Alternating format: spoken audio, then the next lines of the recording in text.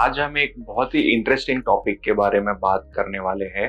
Pregnant ladies को breast cancer हो सकता है। नमस्ते, मेरा नाम डॉक्टर जय आर अनम है। मैं मुंबई स्थित एक ब्रेस्ट कैंसर, ब्रेस्ट ऑन्कोप्लास्टी और एस लिम्फा सर्जन हूँ।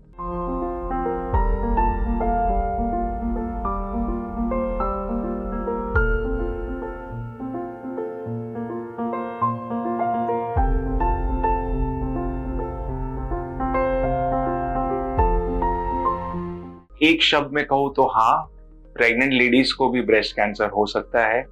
जब एक प्रेग्नेंट लेडी को ब्रेस्ट कैंसर हो तो हम उसको प्रेगनेंसी एसोसिएटेड ब्रेस्ट कैंसर कहते हैं, जेस्टेशनल ब्रेस्ट कैंसर कहते हैं।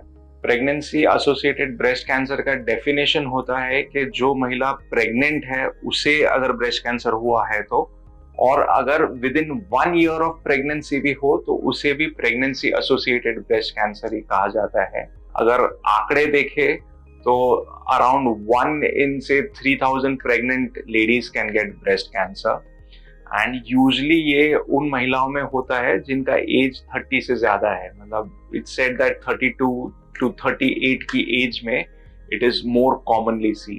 तो अभी दिक्कत क्या है? दिक्कत ये है कि ब्रेस्ट कैंसर विथ प्रेगनेंसी हमें माँ का ही नहीं बच्चे का भी ध्यान रखना पड़ता है। बच्चा इज ऑल्सो प्रायोरिटी। तो शुरुआत से ही हमें बहुत ही संभल के सब कुछ प्लानिंग करनी पड़ती। पहले तो सबसे पहले आता है कि डायग्नोसिस। कोई लेडी प्रेग्नेंट हो या जब कोई लेडी ब्रेस्ट फीडिंग कर रही हो तो वैसे ही बॉडी में बहुत सारे चेंजेस रहते हैं, स्तन में काफी सारे चेंजेस रहते हैं।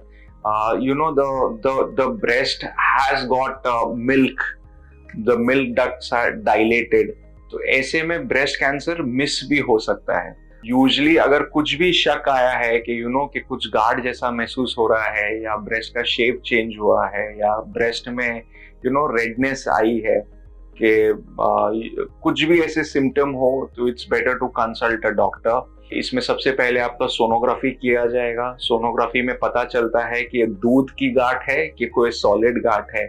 इन केस कुछ सॉलिड गांठ है तो फिर इसका कोर बायोप्सी करना पड़ता है, और कोर बायोप्सी में according to the type of cancer, according to the gestational age, मतलब वो लेडी फर्स्ट ट्राइमेस्टर में है, सेकेंड ट्राइमेस्टर में, थर्ड ट्राइमेस्टर में, वो हिसाब से ट्रीटमेंट प्लान करते हैं। इसके लिए सर्जरी भी चाहिए, कीमोथेरेपी भी बहुत टाइम लगती है, एंड जरूरत पड़ने पर जब एक टाइम बच्चा बॉर्न हो जाता है उसके बाद शायद रेडिएशन भी लग सकता है।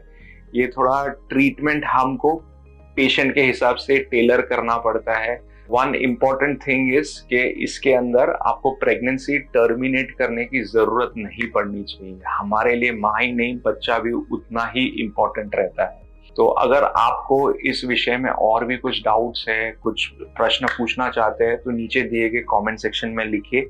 मैं और मेरी टीम जरूर जवाब देंगे। Thank you.